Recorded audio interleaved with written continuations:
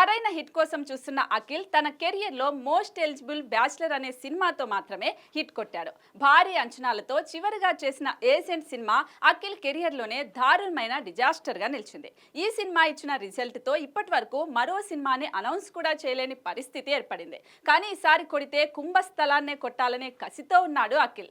ప్రస్తుతానికి Akhil UV creations banner లో భారీ సోషియో ఫ్యాంటసీ సినిమా చేయడానికి రెడీ అవుతున్నాడు.